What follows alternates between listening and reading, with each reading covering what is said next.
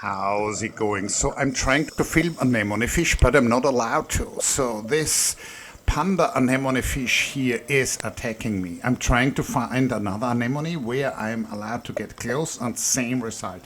These fish are in a family called damselfish. A damsel is a fragile, noble female. These are not damsels, these are hooligans. So I had to look more to find an anemone where I'm not attacked. Now, I found myself an anemone where I was allowed nearby without getting attacked. And of course, this is a time lapse here.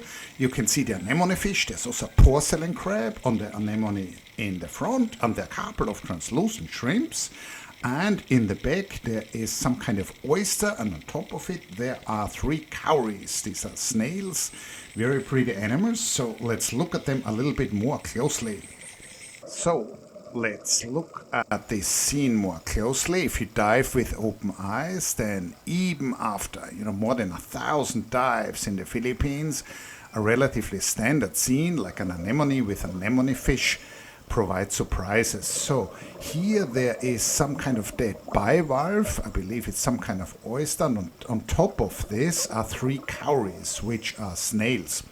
And I think that the hard surface of this bivalve, of this clam, was a substrate for the growth of algae and maybe sponges, and that's what these cowries are grazing on.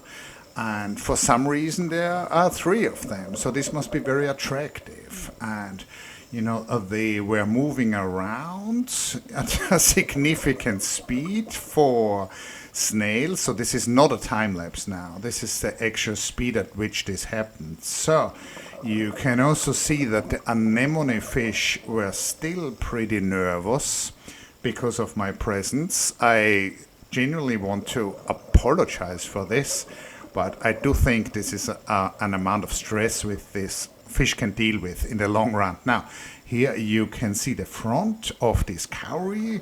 You can see the feeler, so it's trying to navigate its way around this bivalve shell. So, really quite interesting that all of a sudden I found this cowrie grouping here next to this anemone with its anemone fish habitats.